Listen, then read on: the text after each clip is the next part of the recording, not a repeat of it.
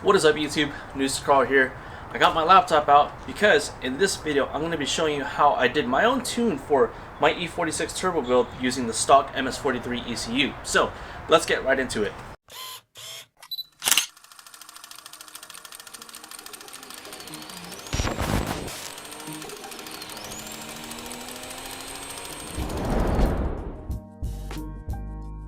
So of the many things that I'm not very good at, programming and electronics is definitely high up on the list. Yet I'm going to be doing my own tune for this car, or have done my own tune for this car. So why am I really doing that?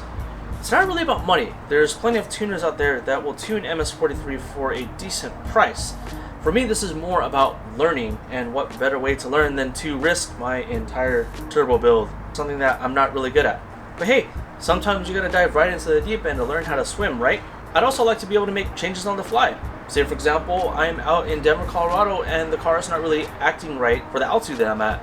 Or say for example, I'm out in the middle of the desert and IATs are high and my car is starting to read a little bit lean. I'd like to be able to have the ability to diagnose what's going on with the car, that way I don't have to rely on a tuner. I am not an expert, and this video should not be viewed as such. With that said, I can show you my thought process in doing my own tune. Proceed at your own risk. Now before starting, you need to make sure that your car is mechanically sound. I can't stress this enough. I had to redo my tune 3 times because I thought the tune was the issue and not the car. Turns out all 3 times the car was the issue.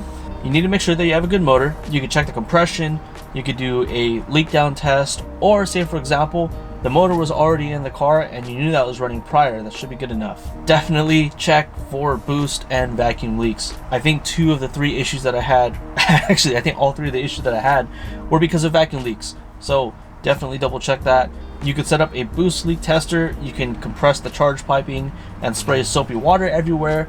You could do a smoke tester, etc, etc. If you encounter any weird issues during the tuning process, it's probably safe to assume that it is mechanical and not tune related.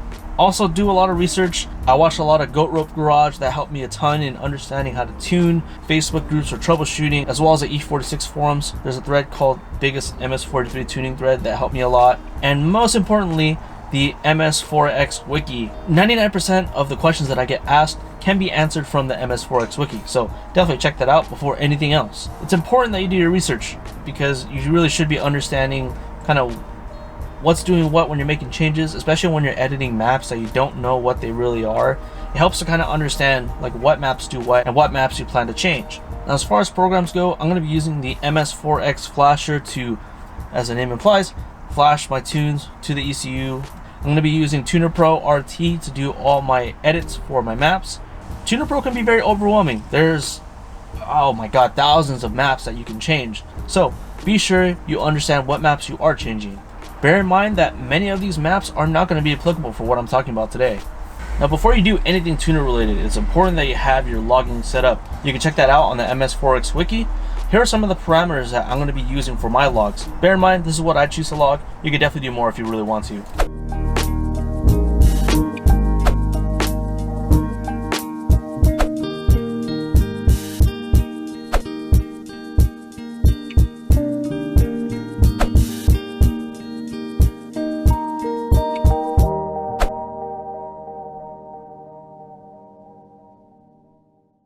So I have a couple tips for you before you make any changes to your tunes.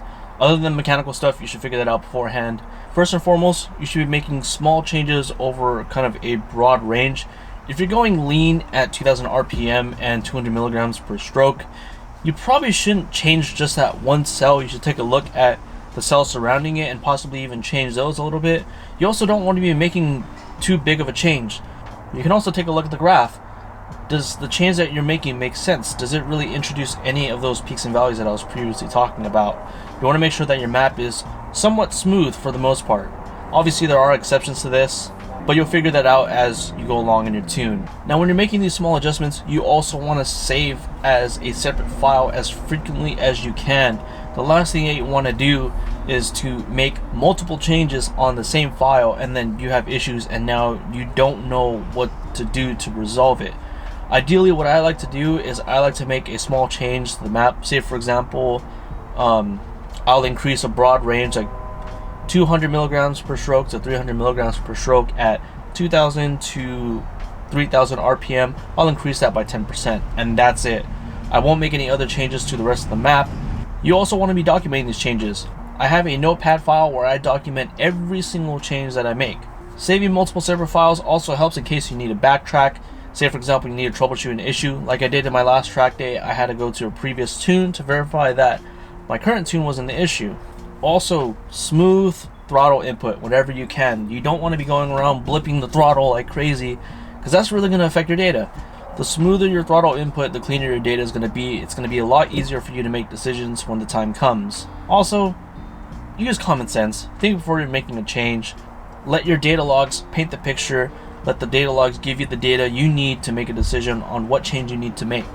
You also want to be doing this in an area where you can easily pull over. I've had multiple times where I had to pull over to the side of the road because I was going way too lean and I had to make adjustments on the fly. Do this in an area where there's very little traffic and it's easy for you to pull over. Just save yourself a headache. So some info about my setup. I am running the MS43 ECU. Now there are many different versions of MS43. I used to be on MS43 version 56. Now I'm on MS43 version 69. And that is because of the new community patch list that is available on the MS4X Wiki. It has a bunch of different features that I really like. I also had my AFR gauge ghetto hardwired to my one of the PostCat O2 sensor plugs. If you're gonna do this, please do it right, unlike me. I'm running a Chinese GT3076 .82 AR, Bosch Porsche GT2 injectors, and a PMAS HPX math. So as far as strategy goes, I'm going to be starting off with somewhat of a base tune and kind of adjusting everything that I need to have adjusted, like configuration switches, making sure that I adjusted for anything that I removed, stuff like the DISA or the ICV. Then I'm going to be going on to the idle. I'm going to be targeting around low 14s for that. For revving and part load, I'm going to be targeting around low to mid 13s. And then for full load, I'm going to be targeting around, probably going to be in like the mid 11s to low 12s. Just to be on the safe side. I'd rather err on the side of caution for this case. Okay, so before we start, I'm going to assume that you are on a different version of MS43 than version 69. So what we're going to do is we're going to go ahead and read the file that is on the stock ECU. Obviously my ECU is already flashed to MS43 version 69, but I'm going to assume that it does have the older version. So what I'm going to do, before opening up MS4X Flasher, I'm going to put the car into position 2, and then I will plug in my USB cord to connect to the OBDII, which if you don't know which cord to use, I'll link one down in the description. So let's open up MS4X Flasher. So what you're going to do is you're going to go to this tab, and then you're going to press full read to read the full file on your ECU. That's going to be your 512 kilobit file. Now once you've read that full file from your ECU, you're going to want to store it somewhere safe, somewhere where you're not really going to touch it. You don't want to edit that in case you want to revert back to your stock ECU. So now that you've read the file from your stock ECU, you're going to want to flash in the full 512 kilobit file for version 69 of MS43. Again, you're going to want to turn the car onto position 2, plug in the USB, and then you can open MS4X Flasher. That's usually what works for me. You're going to go down to this tab, and then you're going to open up the file for your version 69 bin. I'm going to go ahead and flash this in. Again, you can get this from the MS4X Wiki. Once you have it loaded up and your car's connected, your ECU is identified, you can go ahead and hit full write, which I'm not going to do because it's already written on my ECU.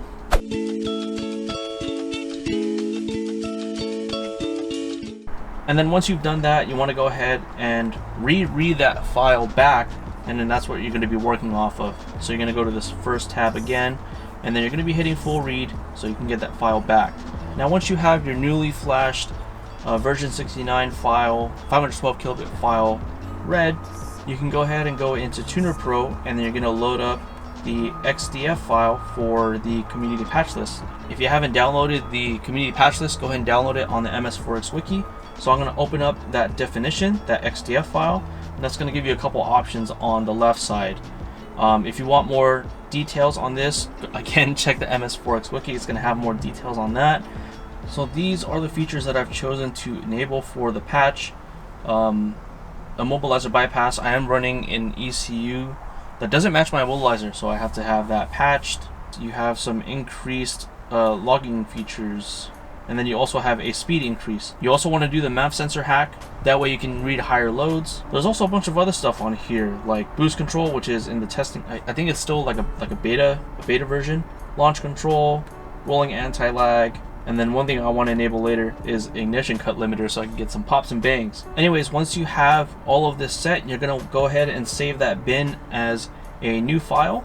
So once that's set, you're gonna want to go ahead and flash that full 512 kilobit file into your ECU, and then you're gonna want to go ahead and read the partial file that is now flashed into your ECU. That is what you're going to be using to edit all your maps in regular Tunerpro, as we would typically do when tuning the car. Now, in order to establish my base tune, there's a couple things that I need to change in order to suit the car in its current configuration, and I'll kind of go through these one by one. Keep in mind, I no longer have a secondary air pump, evap purge valve, exhaust flap, DISA, or my idle speed controller. So there's a folder called configuration switches. So I turned off my sap delete, I turned off the exhaust flap, and I changed my lambda configuration to 0, which is basically one pre-cat O2 sensor and no post-cat O2 sensor. So basically one factory O2 sensor. I did the idle control valve delete per the MS4X Wiki. They have the tables that you can copy right over onto your map. If you have an M54B30, if you have a B25 or any other configuration, I'm sorry to tell you, but I don't know what to do there. I don't know the maps enough to be able to change it, but if you have an M54B30, you are in luck because they have tables that you can copy right over.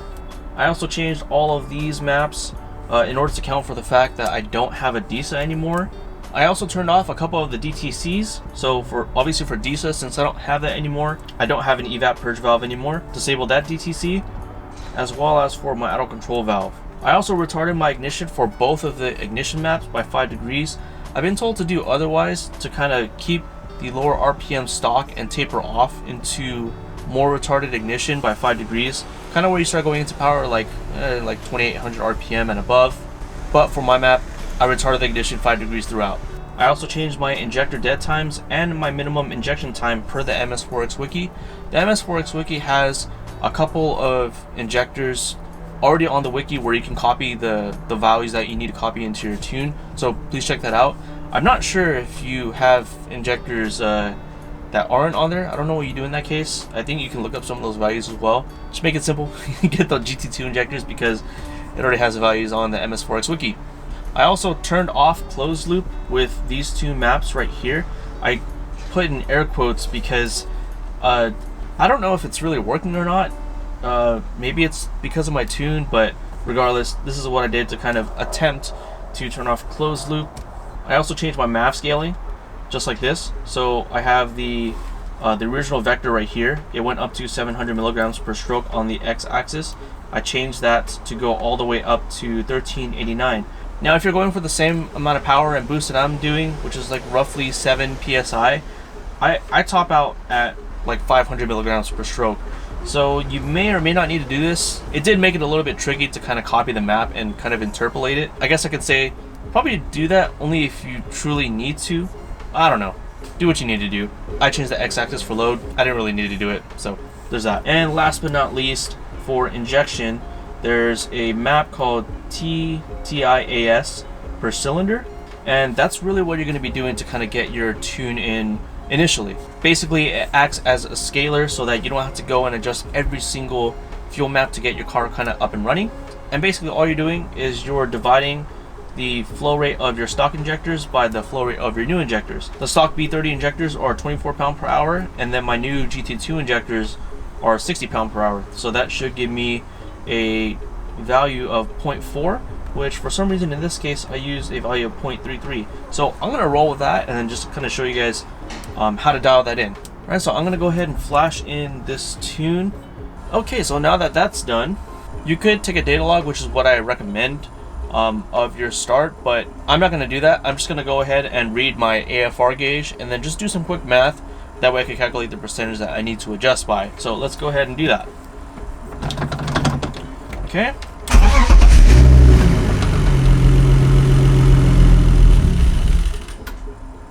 Okay, so it didn't like that. Not enough fuel, so it's way too lean. So I'm just gonna go ahead and increase that injection factor to what I had originally calculated. Go figure. Okay, so I have my bin open. I'm gonna go into injection. These 6 multipliers, so 3, 2, 8. I'm gonna change that to 0.4. Save. Now I'm gonna save that, and then we're gonna flash it back in.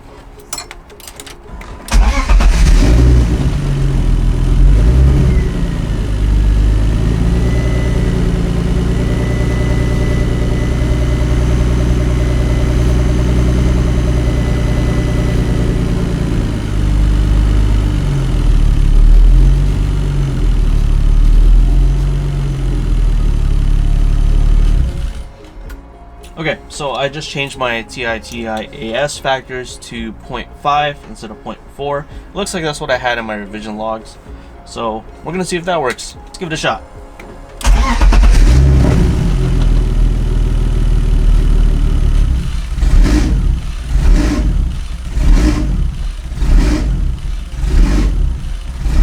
So it's a little bit too much.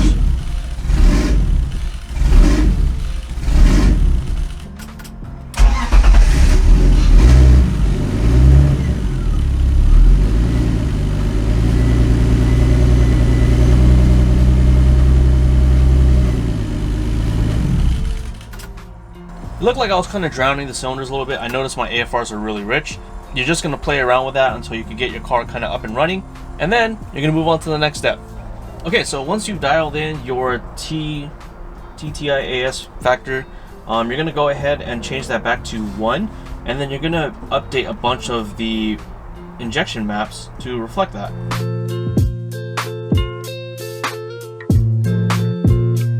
So say for example, I did find out that my factor was 0.5. I'm gonna go ahead and update all of these maps and multiply them by 0.5. And then once you're done, you're gonna go ahead and save it as a new file. Friendly reminder, make sure you are documenting every single change that you make. Okay, so we're gonna go ahead and we're gonna flash in this new tune and see if it works. I'm gonna go ahead and I'm going to take a log of this. So I'm in Tunerpro RT. I have my 3 views that I described earlier. I'm gonna go ahead and hit connect. This can be a little bit finicky at times, so just be patient. Sometimes you may have to disconnect your USB cord and reconnect it, just like I did right now. And now it's connected. I'm gonna hit record and let's see.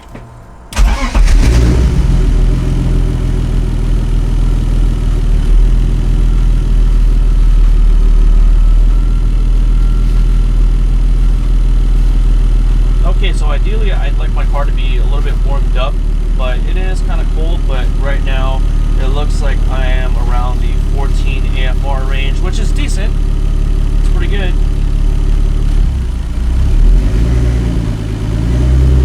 Looks like I'm a little bit rich around the 1000 RPM area.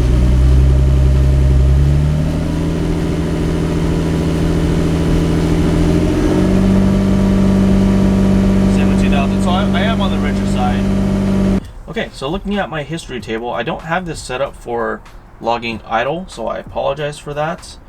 Just looking at my monitor, I'm gonna go to a spot where I was idling, which is like right about here, 13.98. Going to my history table, it looks like for my history average, I'm getting around 14.2 AFRs. Looking at the running sample count, I have 426 data points at that load and RPM. So say for example I wanted to adjust this. My car is a little bit cold at the moment, but I'm going to assume that the car was warm. Ideally I like to do all my logging when the car is warm, unless I'm trying to tune for any cold conditions. So I'm going to open up injection time idle during warm engine, and if we do some math really quick, I like to target around 14.5 AFR for idle, sometimes a little bit lower. Let's call it 14.5 for the sake of this example. 14.5 minus 14.13, that is 0.37. I'm going to divide that by my target, 14.5. That gives me 2.5%. So what I'm going to do is, I don't like to make that full change. I like to do kind of err on the side of caution. So especially because I'm going on to the lean side, I'm going to take this entire map for idle warm. And instead of reducing it by 2.5%, I'm going to reduce it by, let's say 1.5%. 1 minus 1.5% is going to give me 0.985. And I'm going to multiply that whole amount. Now, ideally, you want to be doing that for only the applicable RPMs and load. But in this case, just to kind of get in the ballpark, this is what I like to do. And then I'm going to flash it into the ECU. And then I'm going to basically rinse and repeat. I'm going to take another data log, see what adjustments I need to make, and then go from there. Okay, so now that we got the boring stuff out of the way, it's time to get on to the fun stuff, which is going to be tuning part load and getting into some wide open throttle. So I'm going to go ahead and I'm going to connect Tunerpro RT. I'm going to do a log, and then I'm going to show you guys kind of my thought process. So I want to emphasize how important it is to be as smooth as you can in your throttle input. And in the early stages, you want to be very cautious of what you're doing. If you notice that you're going way too lean, obviously don't keep driving like that. Way too lean, I'd say, is probably like around the 16 AFR range. Well, and really anything above 15, you should be backing off. And kind of my thought process is I'd rather be on the slightly rich side than the slightly lean side. I guess just the way that I've been ingrained. So I like to be somewhere around the 12 AFR range. For part load when I'm first starting off. That way I can dial back fuel rather than try to add fuel. So ideally when you're doing this, you want to be focusing on small sections at a time. Like when I started off, I stayed kind of like below 2000 RPM, like 2500 RPM and below. So I'm getting on and off the throttle as smooth as I can, just so I can get the cleanest data. Alright, so I'm going to pull over. Let's see what this log looks like. Okay, so looking at this data, obviously you have your data monitor, so you can go through your entire data log and kind of see what's going on. As you can see right here, this is kind of where I'm starting off in first gear, going into second and third, and then idling right here. Now what really matters is your history tables. And I actually made this AFR history table. And you can select the different type of views, and the most critical for me is going to be my running average and also my running sample count. That's going to help me make the best decision that I can. So in order to kind of help with the tuning process, I did make this sheet, which you can see in the description. Basically what I'm doing is I'm copying my AFR running average into this table, and then I'm copying my running sample count into this table, and then it's going to output this AFR percent error table. This input history average is really just for reference so that you can make decisions on the changes that you want to make. You can also input these target values. This is very arbitrary. This is just kind of what I've chosen. And if you don't want to change the x-axis like I did, you can obviously change that as well. So looking at this last log, my sample counts are conditionally formatted. I'm going to delete this because I'm worried about part load. So as you can see, these green spots are where you're going to have your most data.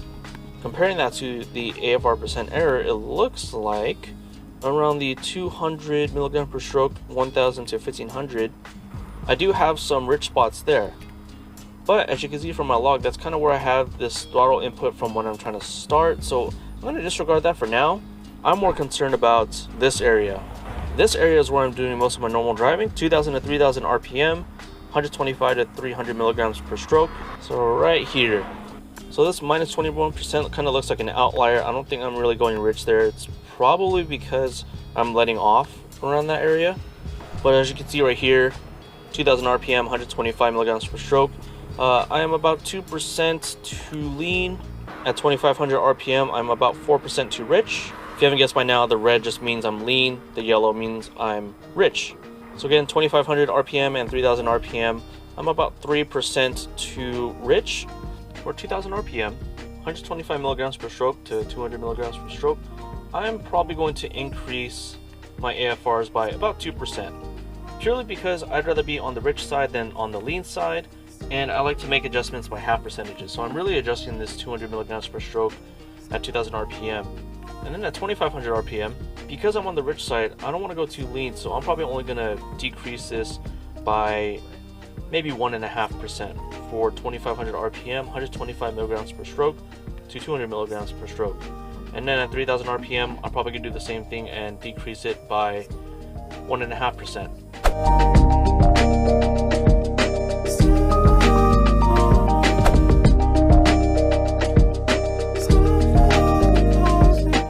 Okay, so I made the changes to my map, and basically all you do is rinse and repeat. If you did notice, I only made changes to single cells.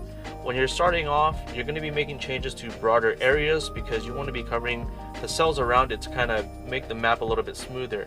As you get to the point where I'm at, which is more so fine tuning, you can make changes to single cells and it really shouldn't be a problem. The percentages that I'm changing by are very minuscule, a couple percent here and there, when typically when I'm making major changes, I'm probably in like the 5 to 10% range or something like that.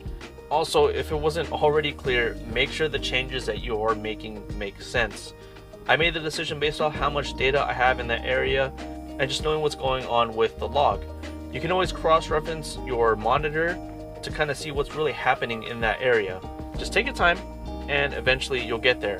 You want to start off in the low loads, like kind of the 200 milligram per stroke area, and then just work all the different RPMs. And once you cover that load across most of the RPM, you can start to move on into the higher loads, and eventually you'll get to wide open throttle.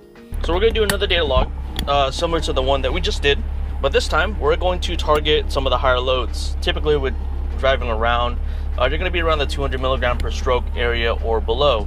So we're going to kind of creep into the 300s.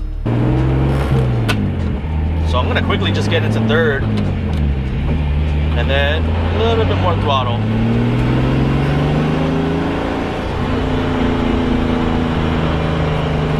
Now, if at all possible, it's helpful to have the dashboard open on your laptop or whatever you're using to log. That way you can kind of monitor where your load is at. It can get a little difficult to target a specific load for a broad range of RPMs. If you could have someone monitor it for you, it's even better. All right, let's see if I can get into the 300 milligram per stroke range. Just to get as much data as I can, I'm going to try to go directly into third.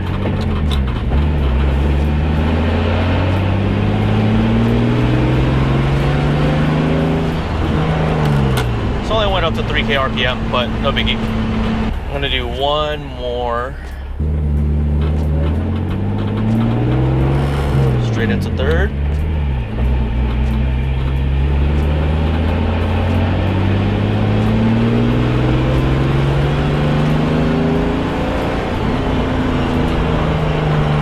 Okay, so I copied over my AFR running average as well as my AFR sample count into this table. I'm gonna go ahead and delete this cell because that's really all just idle. I don't care about that as much. And let's take a look. So 300 milligrams per stroke, 1500 RPM. I'm not really into load around 1500 RPM. I'm more into load around the 2000 RPM range, which looking at this, I'm actually pretty spot on.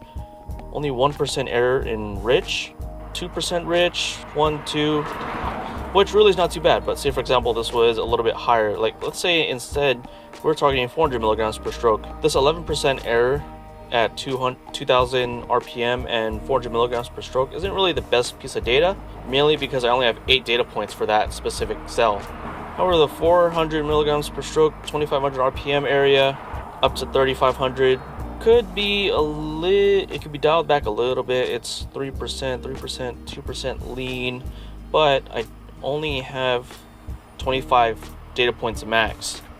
Just for the sake of demonstration, I'm going to go ahead and dial those back a little bit, probably only by 2%, 2500 to 3500 RPM. We'll increase that by probably like 2%. So one of the hardest areas to tackle is going to be kind of this range, the high load and low RPM, and kind of this low load region, because there's a lot of changeover between off throttle and actually being in load here. So this section is a little bit easier compared to the high load, low RPM. So I'll go ahead and show you guys how I do that right now. Now for high load and low RPM, ideally in normal driving, you don't want to be in that area, but I do like to tune it just in case, you never know. And obviously I'm not going to be going all the way down to 600 RPM and 400 milligrams per stroke. That's just completely unreasonable. But I will try to get as low as I can into the RPMs and high load by doing some brake boosting.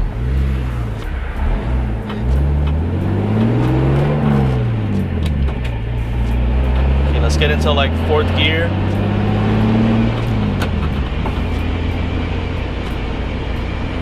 1500 RPM boost.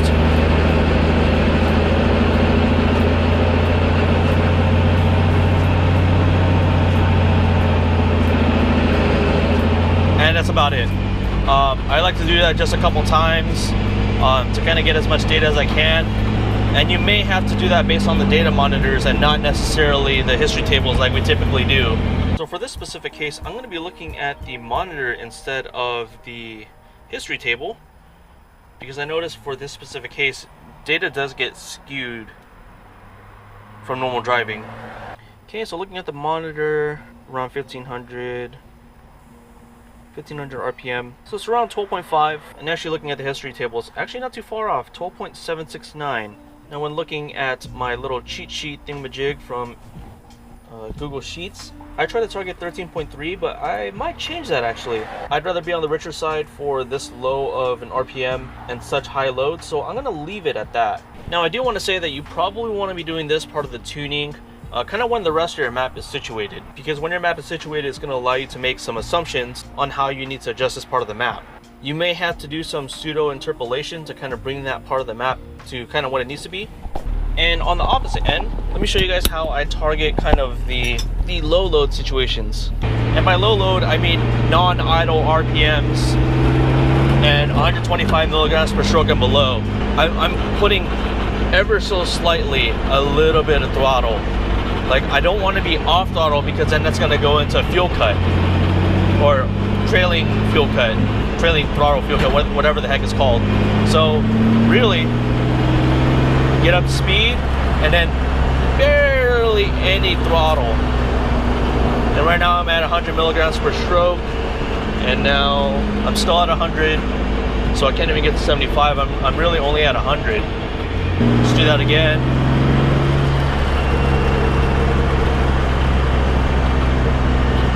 So yeah, right now I'm hitting 80, 90. And basically the same process. You're gonna go through that. You're gonna look at not only your history tables, but also your monitor. And then you can kind of play around with it, kind of adjust your maps a little bit at a time. So you've dialed in idle, you've dialed in a little bit of revving, you've dialed in part load, daily driving, you've dialed in a little bit of load. Now it's time to get into the fun stuff, wide open throttle. I love this part, guys. Before you go into any wide open throttle, you want to make sure the rest of your map is situated. That means tackling all RPMs, 300 milligrams per stroke, going into 400 milligrams per stroke, and in my case, at full boost, 500 milligrams per stroke. So you want to work your way up, increasing your throttle a little bit at a time until you get to the point where you can be comfortable going wide open throttle. Now, for the safety of everyone around me and everyone on the road, I'm going to be doing this mainly on on-ramps. And I'm going to try to get down into the very low RPMs, like the 2000 RPM onward, and I'm going to try to do it all in one gear. So I'm going to get onto the on-ramp. I'm probably going to pop it into like 4th gear and then just wide open throttle and let it sing. Now use some common sense. If you're in wide open throttle and you start to go lean, just kill it, back off, try to address the issue, look at the map, see if you can identify the problem. Now keep in mind as well that in my base tune, I retarded the entire ignition map by 5 degrees. That way I don't have any knock, or at least I can mitigate it. So I'm gonna always err on the side of caution. You know what, instead of 4th gear, because that's probably gonna, I wanna try to get the whole RPM range, I'm probably gonna do it in 3rd. Okay, I'm already in 3rd. So try to get low on the RPMs, 1000, and wide open throttle.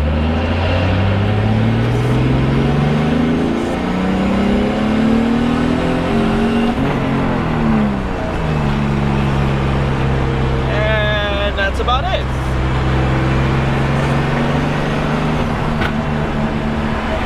Okay, we'll do one more pull.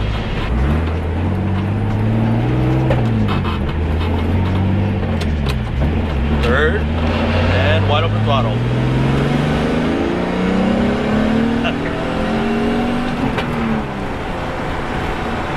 So much fun.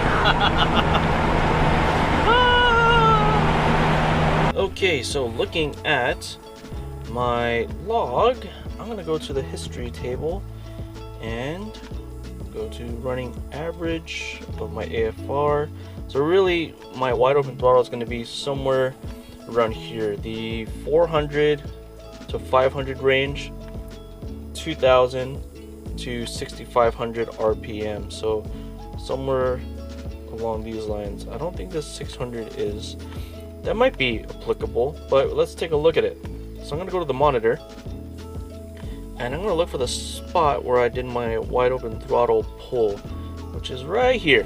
As you can see, I started off actually really low. Now looking at my accelerator and throttle body position, this is where I went wide open throttle. It's the blue and the gold line, right around 420 milligrams per stroke and 1600 RPM, and I went all the way up to 550 milligrams per stroke at what looks to be 5800 RPM. So that's the area that we're kind of targeting. So I'm going to copy this over into my little cheat sheet table thingamajig around the 1600 RPM, 400 milligrams per stroke, and it's going to transition over into the 500. So this area right here, looking at my sample count table, around 2500 RPM and 500 milligrams per stroke. I only have 5 data points there. Right around here, I'm going to disregard that portion of it. So really right around 3000 RPM is where I transition over into 500 milligrams per stroke, and then went all the way to 600. So I like to be on the slightly richer side. It's right there at 3000 RPM.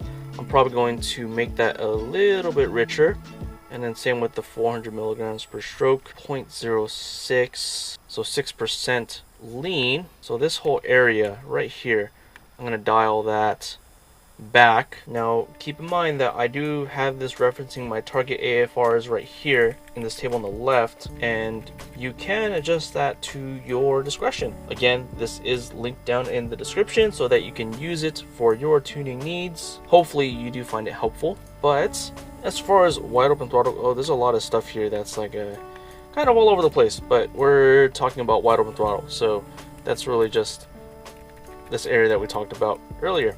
So that looks good.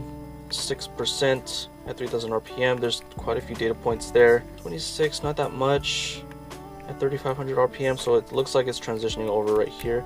But regardless, that 6% looks like quite a big difference. So we're going to take a look at that. 400 milligrams per stroke and 3000 RPM. So 400 milligrams per stroke, 3000 RPM. It looks like there's quite a big jump. Goes from 5.659 to 6.395. I'm actually going to increase just this cell because everything else looks decent. If you look back at the chart, it's only really this cell that's high. I'm just going to increase that cell. It was 6% too lean, so I'm just going to see what 3% does. Increasing by 3%, that is. So I'm going to change it for the rest of the map. I'll do it for the cold map as well. That being said, that is it for this video. There's obviously way more that I can cover that really I haven't even gotten to yet myself, which is like stuff like timing and there's just a bunch of stuff. Mainly this is to do with injection time, aka your AFRs for normal driving and high loads. So I mean, shoot, we can go a lot further than this, and there's a lot more people that are more knowledgeable than me that can go from here. That said, I hope this video has been helpful. This has definitely been a tough video to film, mainly because I'm not really good at teaching. If you think I did a good job on this video, leave a like for me down below. If not, let me hear in the comment section down below how I can improve. If you are a tuner, feel free to chime in. I am not the best tuner in the world. I don't claim to be a tuner, like I said originally in the video. So if you're a tuner, feel free to chime in below in the comment section. Thank you guys for watching, and I will see you in the next video.